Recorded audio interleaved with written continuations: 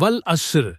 இந்த இரண்டே வார்த்தைகளைக் கேட்டாலே நம் மனம் ஒரு நொடி நின்று ஏதோ ஒரு ஆழ்ந்த உண்மையை தேடுவது போல உணர்கிறது, இல்லையா? குரானில் உள்ள இந்த 3 வசனங்கள் காலத்தின் மீதான அல்லாஹ்வின் சத்தியத்துடன் தொடங்குகின்றன.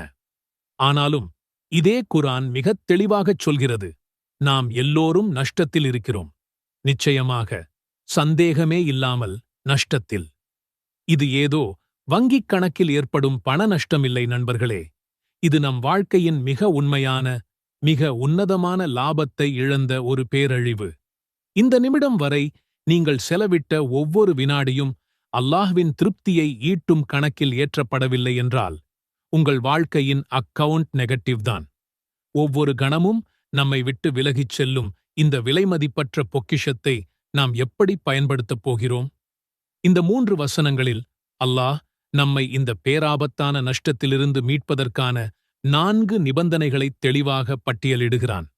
இந்த 4ஐயும் நம் வாழ்க்கையில் ஒரே நாளில் கடைப்பிடித்தால் போதும். உங்கள் வாழ்க்கையின் பாதை முழுவதுமாக மாறும். நாளையே தொடங்கினாலும் போதும், நீங்கள் வெற்றி பாதையில் பயணிக்க ஆரம்பித்து விடுவீர்கள். தயாரா? வாருங்கள், இந்த அற்புத சூராவின் ஆழமான ரகசியங்களை ஆராய்வோம்.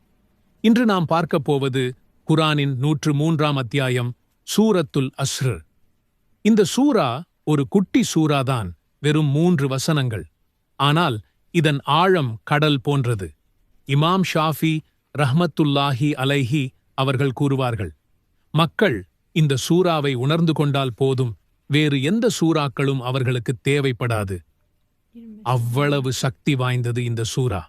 பொதுவாக நாம் அன்றாட வாழ்வில் மிஸ் பண்ணும், அலட்சியப்படுத்தும் பெரிய விஷயங்களையெல்லாம் இந்த குட்டி சூரா அழகாக, ஆழமாக, ஆனால் சுருக்கமாக பிடித்துச் சொல்லிவிடுகிறது. இது வெறும் வசனங்களின் தொகுப்பு அல்ல, இது ஒரு முழுமையான வாழ்க்கை வழிகாட்டி. வாருங்கள், ஒவ்வொரு வசனமாகப் பார்த்து நம் வாழ்க்கையில் இந்த மகத்தான போதனைகளை எப்படிச் செயல்படுத்தலாம் என்பதை தெளிவாக்குவோம். இதன் மூலம் நம் ஒவ்வொரு நாளையும், ஒவ்வொரு நொடியையும் அர்த்தமுள்ளதாக மாற்றலாம். காலத்தின் மீது சத்தியமாக. இந்த வசனம் காலத்தின் மீது அல்லாஹ் சத்தியம் செய்வதன் மூலம் தொடங்குகிறது. இங்கே அல்லாஹ் வெறும் காலத்தின் மீது சத்தியம் செய்வதோடு நின்றுவிடவில்லை. அவன் காலத்தின் முக்கியத்துவத்தை, அதன் மகத்துவத்தை, மனித வாழ்வின் அடிப்படையை நமக்கு உணர்த்துகிறான். காலம் என்பது வெறும் கடந்து செல்லும் நிமிடங்கள் அல்ல, அதுதான் மனிதனின் முதல் மற்றும் கடைசி மூலதனம்.